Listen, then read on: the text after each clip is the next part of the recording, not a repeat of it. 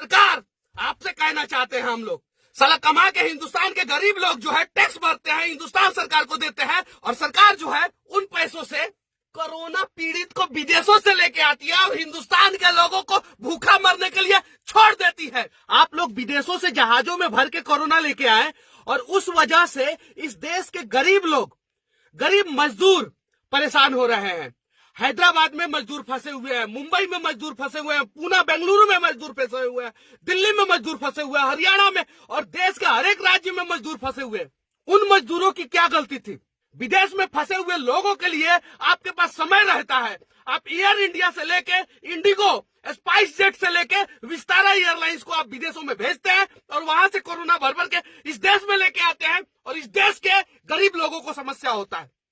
नेताजी, आप लोगों से नम्र निवेदन करना चाहता हूं, अगला वीडियो में इतना गाली दूंगा कि कान, नाक, आंख और शरीर के जितने भी अंग है सब आप लोगों को बुरा लगे तो मुझे माफ करो, लेकिन इस देश के जितने भी गरीब लोग अलग अलग शहरों में भूखे मर रहे हैं उन्हें बचाने की कोशिश करो। हमारे पास अभी कुछ देर पहले हैदराबाद से फोन आया था, वहां पे 9 लोग जो है एक फ्लैट में फंसे हुए हैं, उनके पास खाने के लिए नहीं है। उन्होंने अपने किचन का फोटो हमें सेंड किया है। आपके पास इसे देखने के लिए समय नहीं होगा, लेकिन चीन में फंस गए, बचाएंगे हम। ईरान में फंस गए, हम बचाएंगे। इटली में फंस गए, हम बचाएंगे। जापान में फंस गए, हम बचाएंगे। लेकिन भारत में फंस गए, उनका क्या?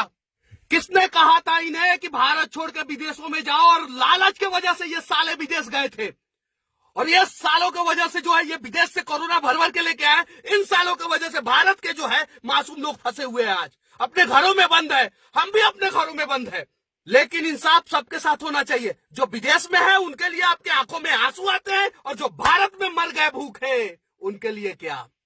1,70,000 करोड़ का राहत पैकेज नहीं, आप 100 लाख का राहत पैकेज घोषणा कर दो। लेकिन जब तक देश के लोगों के साथ आप खड़ा होना नहीं सीखोगे, तब तक जो है इन राहत पैकेजों का कोई मोल नहीं। मैं सिर्फ और सिर्फ किसी एक पार्टी को नहीं बोल रहा हूं, मैं देश के तमाम नेता, देश के तमाम बुद्धिजीवी लोगों के बारे में बोल रहा हूं।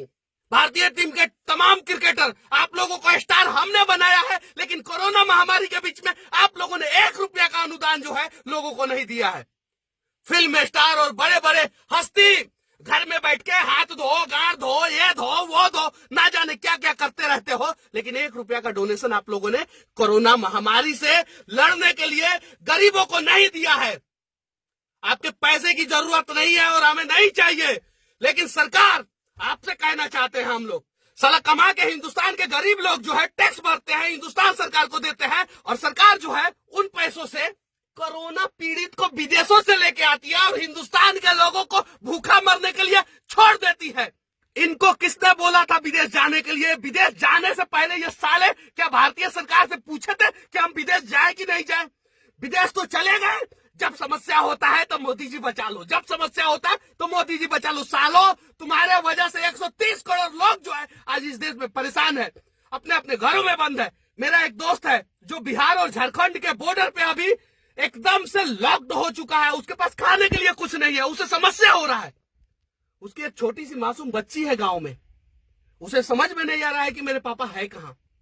उसकी एक बीवी है जो 2 दिन से खाना नहीं खाई है, लेकिन ये एहसास जो है वो न नरेंद्र मोदी को होगा, न राहुल गांधी को होगा, और न इस देश के 543 सांसदों को होगा। कुछ करने की जरूरत नहीं थी देश के नेताओं, आप लोगों को। जितने भी सांसद और विधायक हैं वो अपने अपने क्षेत्र के लोगों को बचाने के लिए सिर्फ और सिर्फ एक एक बस की व्यवस्था कर देते, और एक एक थर्मल हीट डिटेक्शन मशीन, जो इंफ्रारेड मशीन है, जो यहाँ पे लगाने से पता चलता है कोरोना इसे है, तो फिर विदेश से भर भर के क्यों लाए? और देश में जिसको कोरोना नहीं है वो साला भूखा मर रहा है।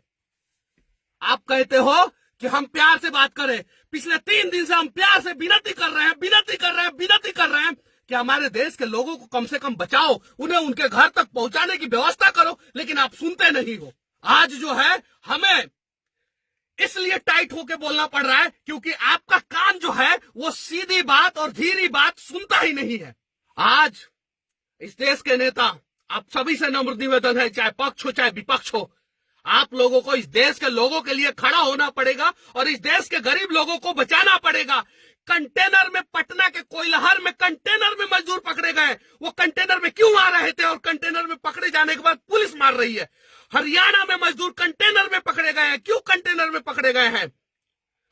यूपी में पुलिस जो है लोगों को इतना प्रताड़ित कर रही है कि लोगों को सड़कों पे जो है गुलाटी मारना पड़ रहा है।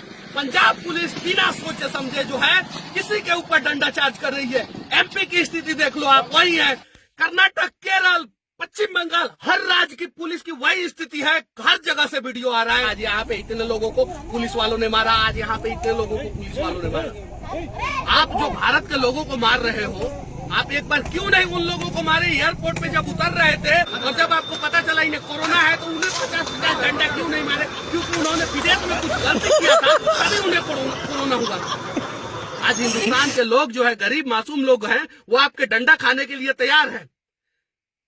आप मारो उन्हें, लेकिन अगर है हिम्मत तो उन्हें घर पहुंचा दो यार। क्यों परेशान कर रहे हो उन लोगों को? 21 दिन नहीं, 121 दिन नहीं, 21 साल वो अपने घरों में बंद रह जाएंगे, लेकिन परिवार से दूर जो है ऐसी विकट परिस्थिति में आपने रखा है उन लोगों को, नहीं रह पाएंगे, जीते जी मर जाएंगे वो लोग।